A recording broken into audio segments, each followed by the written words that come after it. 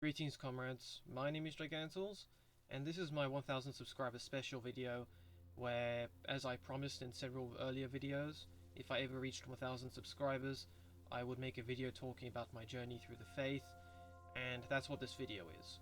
Now, this isn't the first time I recorded this video, because there were some pretty major problems with earlier attempts to record this, and it also took a very long time to try and make something from it, so I'll try to keep this video shorter than initially planned by only covering my journey from where I used to be spiritually to how I got into the church, into the Catholic Church.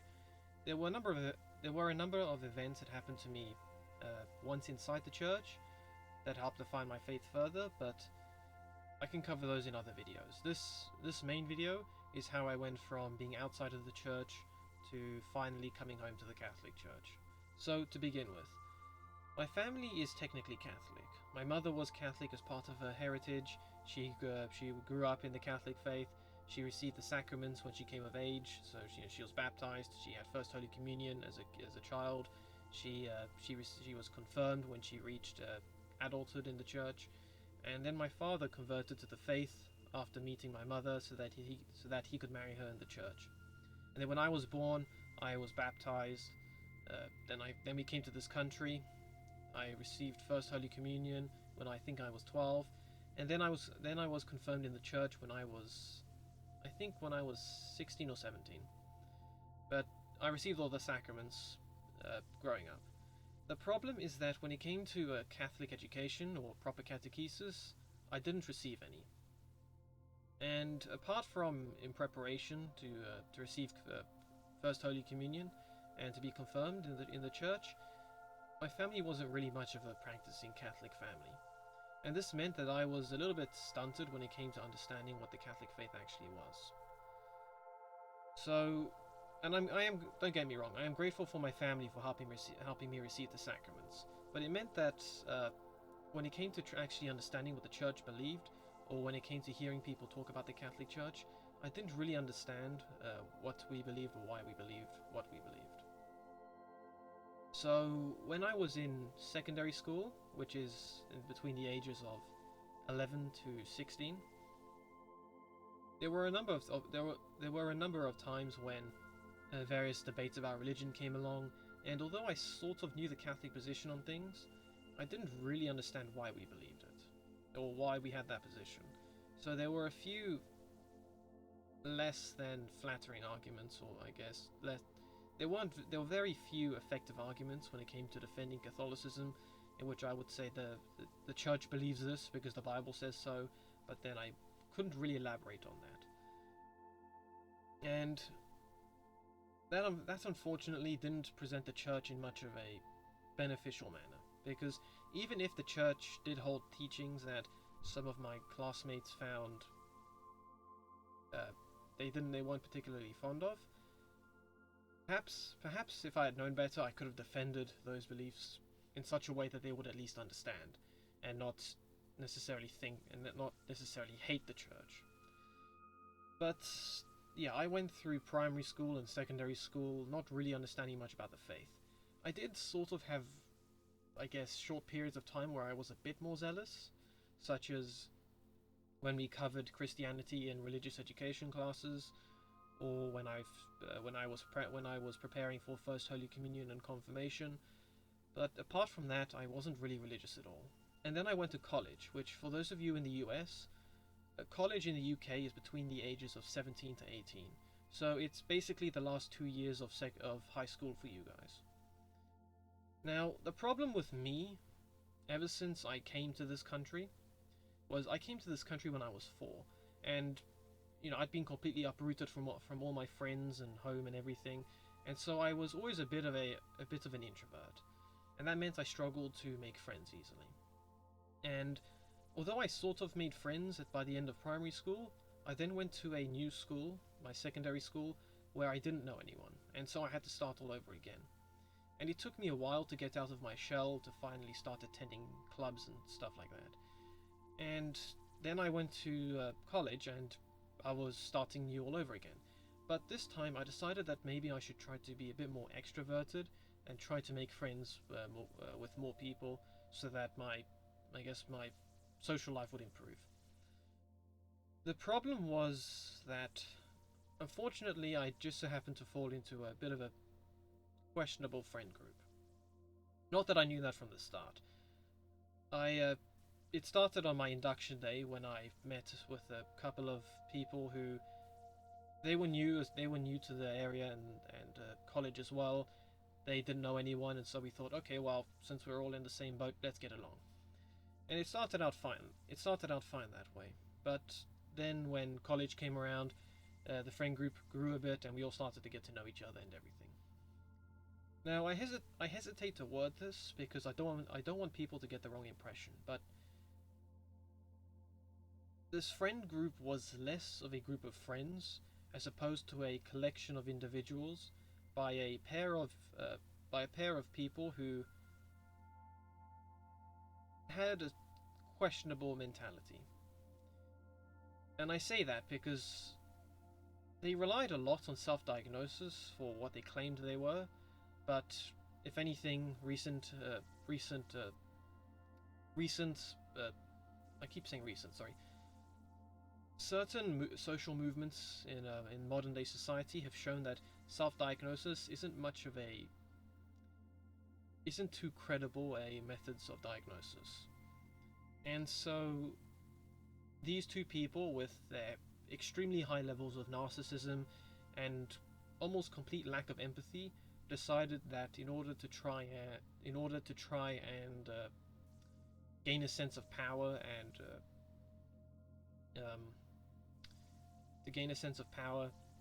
and pride, they would try to collect a group of people around them that they felt superior to. And unfortunately, that consisted of most of the members of my friend group. The difference with me was that I was apparently a very difficult person for those people to understand, because this pair of individuals, they apparently liked to psychoanalyze people to try and understand more about them, and unfortunately try to manipulate them. With me, however, I was a very tough nut to crack, apparently, and because of my apparent toughness, they decided to keep me around because they were interested in me. Unfortunately, at that time, I was also, I guess it backfired a bit, but at the time I was sort of getting interested in Catholicism and the Bible again, because at the time I was doing some research for the book series that I'm writing, and I found biblical history quite interesting. So I thought, okay, well, let me look up details of it and try to enrich the philosophy and history of my book series. And so I told these people that I was Catholic. It gave them a sense of who I was, and so they could try to use that in an attempt to try and, through a war of attrition, to try and break me down so that they could control me as well. And that's what they did for the next, I think, a little more than a year, in which the two of them tried to grow closer towards me, and in order to try and change the way that I thought, because, and I talk about this a lot when it comes to brainwashing and cults and stuff. And my friend who runs the anti-Eastern Lightning cult page, I actually met him not long after I left college, and he was one of the people that better help me understand this. But if you're going to try and change the way people think, you need to change the sort of media that they're exposed to, so that it better matches what you want them to think. So when I was in this friend group, this pair of individuals attempted to try and expose me to new sorts of media, which involved a lot of, unfortunately, some pretty dark stuff. And by dark, I don't mean necessarily something like gothic or emo and stuff. I mean, well, best way to describe it, I need to give some examples. At around that time, just before I had entered college, I had just done a huge binge of the anime series Fairy Tail, and I think there were almost 300 episodes of that. And Fairy Tail is very upbeat, it's very positive, a lot of action and stuff, but most of all it focused on positive themes and friendship and stuff like that. The sort of stuff they were into, which I only watched one of them, but they led me into watching Death Note. And for those of you that don't know, it's a supernatural anime and manga series which focuses a lot on it's basically a detective series. It's a thriller, I think, and some aspects of it are pretty dark, but they're also, I guess, a psychological thriller as well. And so I watched that and I found it quite interesting. And after that, they began to try and pressure me into reading other sorts of media and literature, which were getting progressively darker. One example of this was the anime based on the game called Danganronpa, which I don't recommend you guys ever read or watch, because there's some pretty the whole philosophy of that series is pretty dark, and it involves a lot of creative ways of killing people, along with a large number of psychopaths and sociopaths in it. So it was some pretty messed up stuff, but it goes to show the sorts of things that they were trying to expose me to, in order to try and change my mentality and the way I thought. Because if you can change the way someone thinks, then you can begin to manipulate them easier, so that you get the conclusions they want you to get. There was a bunch of other things they tried to do, such as making me listen to various songs, because it may surprise you to know this, or maybe not, but the type of music that you listen to can change the way you perceive the world. When people listen to emotional songs after a breakup, it's because the songs help them get a sense of affirmation and confirmation of what happened, that they are unhappy and it's okay to be unhappy, and it can help them, I guess, move on. Whereas if you are in a happy mood and you listen to happy music, that also helps affirm that you are happy and helps sustain that mood. So if people try to make you listen to dark and depressing songs, you can sort of imagine what that does to your mentality. So for a little more than a year, this pair of individuals tried in this war of attrition to wear me down and to try and change my mentality so that they could finally break me and control me. I'm not entirely sure if it could be labeled my conscience correctly, but no matter the sort of stuff they tried to expose me to, there was a little part of me that seemed to always resist whatever they wanted to expose me to or wanted me to think. And that little part of me, it was very small, but it seemed very powerful nonetheless. And so whenever they tried to pressure me into watching stuff like Danganronpa, that little part of me always seemed to go, how about we don't? They already showed you a couple of scenes from that anime, and you know it's pretty dark. You know you don't want to watch it. Now, I'm not saying that I actually heard voices, okay? I need to make that clear. I did not hear voices, but it was this subconscious resistance that it sort of recognized that it sort of, I guess, had a sense of identity of who I was, and it didn't want to change regardless of whatever I was being exposed to. And so there was this constant war of attrition for that year, in which you had them slowly trying to change my mentality and the sorts of things I was interested in, and then that little part of me that always seemed to resist. This unfortunately led to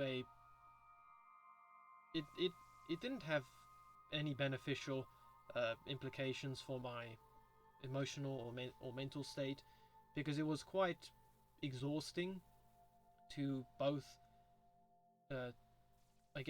entertain the idea that to both entertain the sorts of stuff that they were trying to expose me to, but to also try and resist entertaining it in the first place. And it was just this constant struggle between them, what they wanted to make me into, and what I wanted to be and recognize myself as. It was not easy, especially since I had my assessments going on at that point in time, and I can tell you this now, that regardless of how much I complained about my university studies and how hard my assessments were, college was actually harder than anything I'd ever done in university. I guess I saw a potential future of my a potential insight into my future. The more time I spent around that so-called friend group of mine, because as I learned more about the people in it, I realized that all of them were in one way or another effectively broken. Like there was something that they were all dealing with, whether it be the struggles of growing up in this day and age as a teenager, or whether they were dealing with problems at home or whatever. But they all had something going on that this pair of controllers were using to gain their trust by claiming false sympathy and also trying to manipulate them through. So I really didn't want to end up like that, and that contributed to my little bit of resistance trying to avoid becoming like that in the first place. So I struggled like that for a little more than a year, and in that time, I hate to say it, but although I had never formally apostatized, looking back with the benefits of hindsight, I label that point in my time the year of apostasy, because I rarely thought about religion. I rarely thought about Christianity at all. I didn't think much about spirituality or stuff like that. And whilst I won't say that that I was exposed to necessarily anything occultic, it definitely felt that there was something going on behind the scenes that was motivating this pair of controllers' attempts to try and control me. And one day, I guess the part of me attempting to resist all this change received a newfound strength, and it motivated me to after college one day in the afternoon when I was walking back home, to go to my nearby Catholic church. And I went to the front pew because no one else was there, and this was the same church that I had received my first Holy Communion in, and that I had been confirmed in. And so I went to the front pew, I knelt down, and I prayed, and I practically begged God to help me out of this situation, because I knew that it was wrong, that this struggle I was experiencing, it wasn't right. I knew that it was against what the church preached, and I really needed to get out of that situation, but I didn't know how to. And I was there, I don't know for how long, but I was there for a while on my knees, just begging God to help me. And I distinctly remember actually crying in the process to show the level of dedication I had. And even after that, when I finally left and got up to leave the church, I took the spare change I had and put it in the collection plate, just not because I'm trying to bribe the church or anything, but because I just wanted to show God how desperate I was to receive his help. And after that, I went home and sort of tried to continue the battle within myself, or tried to survive the battle going on within myself. And about a week later, and I remember it very, very vividly, a week later I was sitting on my bed, and I was going through this whole not recap, but I was going through this constant reflection of everything that was going on within me as this battle continued to rage inside of me, between me resisting this change and them trying to change me. And I need to make this clear. I am in no way stating that I'm actually a prophet or a mystic or a seer or a visionary or whatever, okay?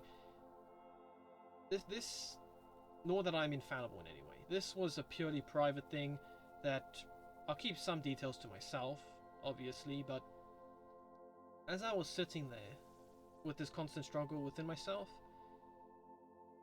I heard a voice speak to me from both within me and outside of me, kind of like in the Prince of Egypt movie, when God speaks to Moses. The person who actually voices God is Moses himself, because apparently they wanted, the directors of the movie wanted to make it so that God was less a disembodied voice that spoke from outside of you, but also a voice that spoke from outside and within you, giving you a sense of familiarity. Not that you were actually God, but hopefully you get the point. So anyway, I heard a voice speak to me as I was sitting on my bed, and it asked me a very, very simple question that, if you guys knew what the question was, you'd probably think, how could you not understand that already? But it was a question that I guess I needed to hear, and I pondered that question for the next couple of weeks, and it gradually took hold of me, and it gave me an inner strength to help the resistance within me to grow, until finally, after that couple of weeks, I seriously hope that plane isn't too loud. After that couple of weeks, I finally got imbued with this newfound strength, and completely cut myself off from that friend group. And I blocked them all on social. I left all the social media groups they were in. I cut them out of my life. I even changed the lectures I had so that I would, although I found myself going to somewhat less convenient lectures in terms of my schedule, but I wasn't having it with them. And so I basically tried to distance and isolate myself from them as much as possible. It wasn't easy, I admit now, but I guess it could be described in a way similar to casting off from a sinking ship. So I was there on a lifeboat, basically floating adrift in the ocean, with a sense of liberation.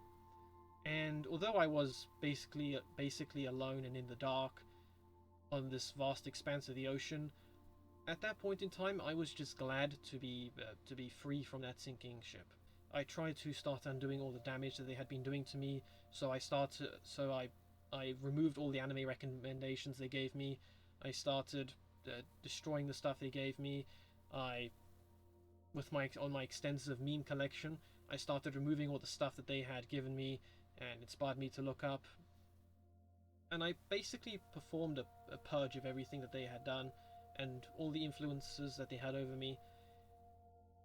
It took a while, but I think it took a couple of months, but I finally got rid of everything. And it sort of again left me adrift on that ocean, not really sure what to do, because although I was free, I now floated alone and didn't really have any sense of direction or sense of belonging. So I think I remained that way for another couple of months, until maybe February or March of my second year of college. And it's quite weird to think back now and realize everything that had happened to me in college all happened within the span of about a year. It's really weird. After my period of apostasy, I was I guess pondering I was pondering quantum mechanics, because I was studying physics at the time. And when looking at some of the various aspects of physics and quantum physics and quantum mechanics and so on, I ended up actually coming up with my own version of the Kalam cosmological argument. If you could trace all matter and energy and principles and everything back up to the beginning of the universe, you would find that there was a single supernatural cause for it. And for me, that sort of made me from an apostate into an agnostic, because I now believed I had found proof that God existed. And I will cover this, my own version of this argument at some point in the future. But it gave me a sense of hope that there was someone out there, and I could sort of attribute them, or I guess I could sort of identify them as the voice that had spoken to me several months earlier. For some reason, Pinterest started sharing Christian content, like suggesting it, when I scrolled down from whatever it was I was looking at. And so I started reading some of this Christian stuff, and I guess I started getting a bit attached to, or getting interested in, the messages that they were promoting, such as stuff about forgiveness and growing stronger, things like that. But also, in addition to that, I was at the time interested in, unfortunately, a fundamentalist Protestant site. And I was interested in this site specifically because it claimed that it knew a lot of stuff relating to the biblical history and physical evidence for Christianity. What I mean by that is this page claimed to know where the 12 tribes of Israel were and where their descendants and stuff were across the planet.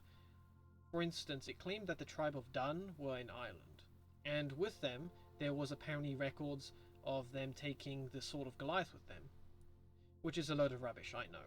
But I found it quite interesting because although although it didn't claim I was from the tribe of Dan, there was, and I live in the UK, not Ireland. But regarding where I moved from, it claimed that one of the tribes of Israel moved down there, and so I could have been descended from them, and I thought that was really cool. And this site seemed to claim a lot of stuff, but it also claimed some more ludicrous things, such as, I don't think it's Aleister Crowley or whatever his name is, but it claimed that aliens were actually demons because a Satanist claimed that he drew a picture of a demon he was communing with, who lived around a nearby star, and this demon looked like a typical grey alien. And what I mean by grey is one of those humanoid-looking aliens with your grey skin, big head, big black eyes, something like that. And I found the site very interesting at the time. The problem was some of its pages condemned Catholicism, and even though I had technically apostatized and didn't really understand Catholicism, I still liked the idea of being Catholic. I didn't want to abandon that identity. So I became a little bit hesitant when it came to their claims that Catholicism had embraced aspects of paganism and Satanism. But I continued to, I guess, I wanted to find the branch of Christianity that had the most physical evidence for it. And when it came to ludicrous fundamentalist nonsense like that, I genuinely believed it at the time. But then, as I continued college and I started coming across Catholic content, I began to realize that certain parts of Catholicism had greater credibility than fundamentalist stuff, especially when it came to understanding the Old Testament and then parallels between the Old Testament and New Testament, and how the New Testament was continued by the Catholic Church, such as the whole prefigurement of the bread and wine that Melchizedek gave Abraham, which is the bread and wine, then the body and blood of Christ in the Catholic Church. So I started finding that Catholicism had more physical evidence for it than Protestant stuff and fundamentalist circles. So I started getting interested in Catholicism, and websites like Catholic Answers definitely helped with that. Though for a while I did have some influence over me by Protestant sources, because I remember thinking that Jesus was actually born on the 21st of September, which I know is ridiculous. But all of these arguments and stuff I would learn about later. Okay, so when I finished college, I went to a university that I didn't think I would go there, but I decided to because maybe it would give me a fresh start. And whilst I was there, I started going to mass at the local cathedral, and I started to get a sense of belonging. And whilst I was there, I began to enroll in the Catholic Society. Everyone there was very friendly, and I can make a whole other episode about what actually happened there and why I was forced into self-exile by the Catholic Society. But the administration at the time, the administration of the time, they made me feel very welcome, especially the social secretary and the president of the society.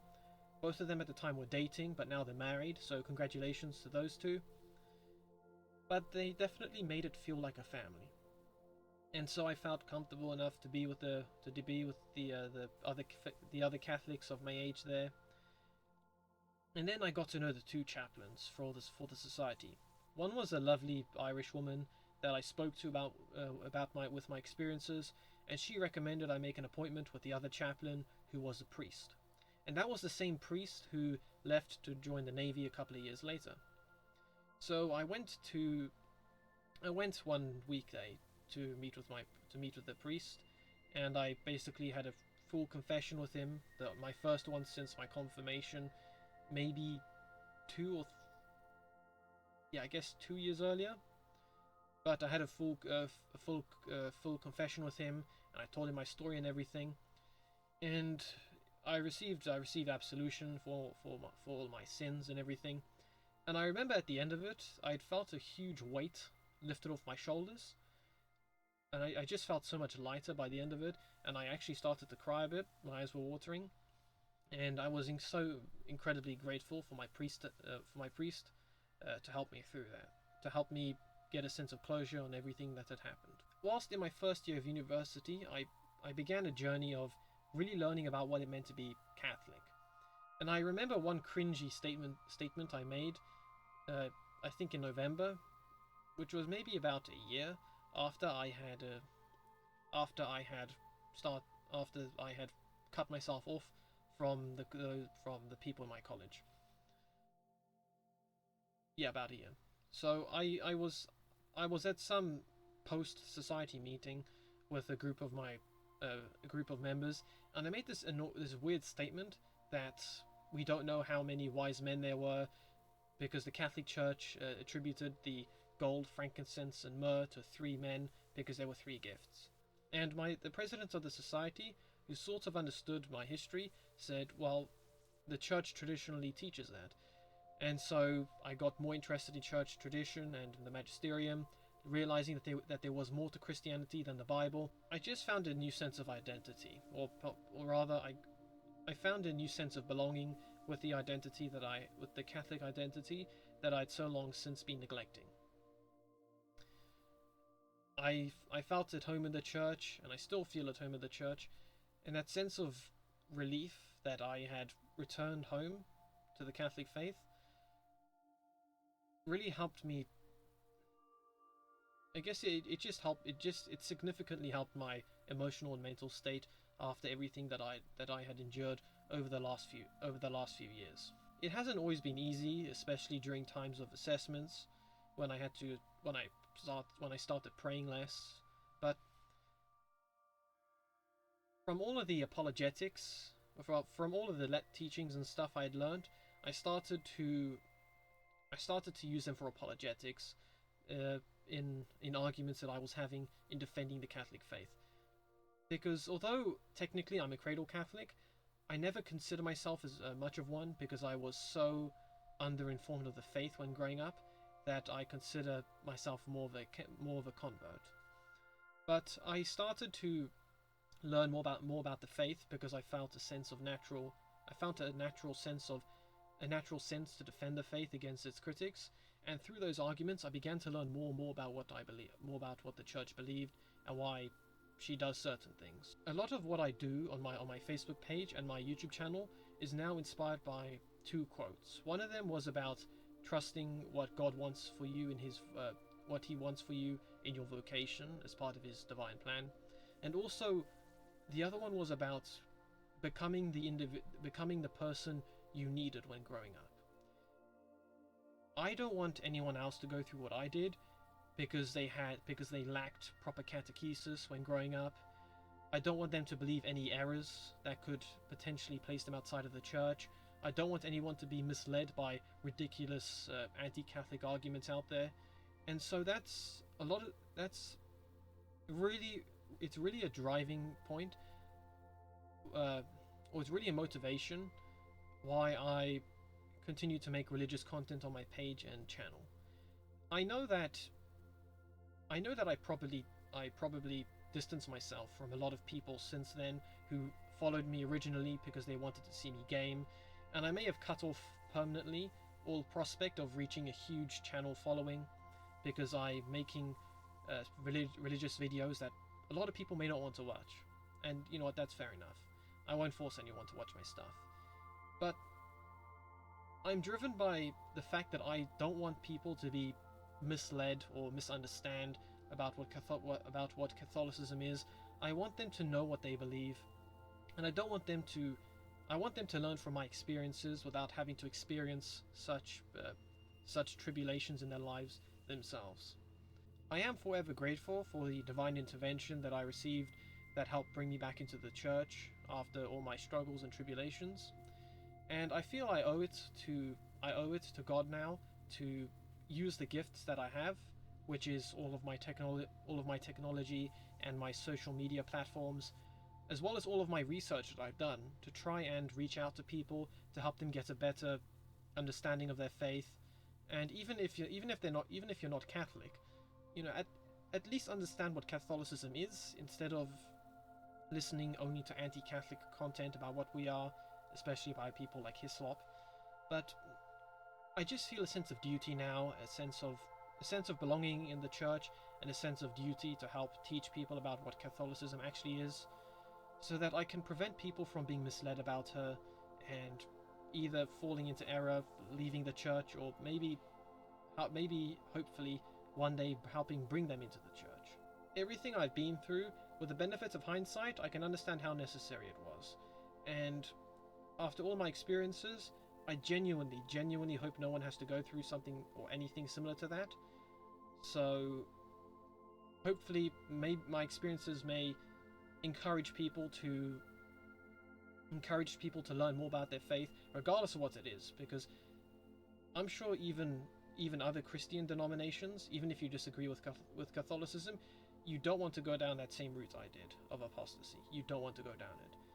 So maybe this video can both inspire people to not go down into error, and also help them better understand where I come from, and know what my motivations are for everything that I do on my channel. I'm not doing this because I want attention, because I feel that I deserve to have videos constantly made about myself.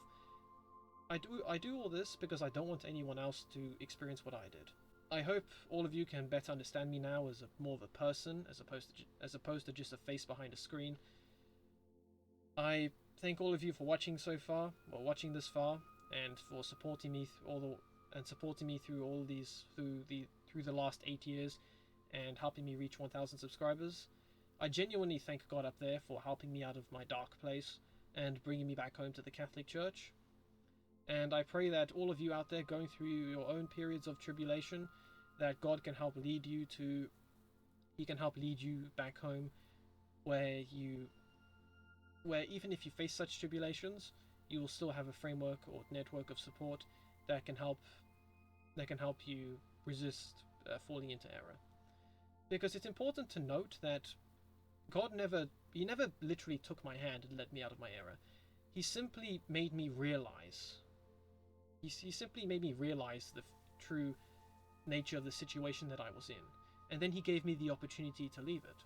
I took that opportunity, and hopefully you all can realize the opportunities he gives you, and take hold of that yourself and use it to become better people yourselves, and hopefully one day end up before him in heaven, where we can all thank him personally for helping us. Thank all of you for watching.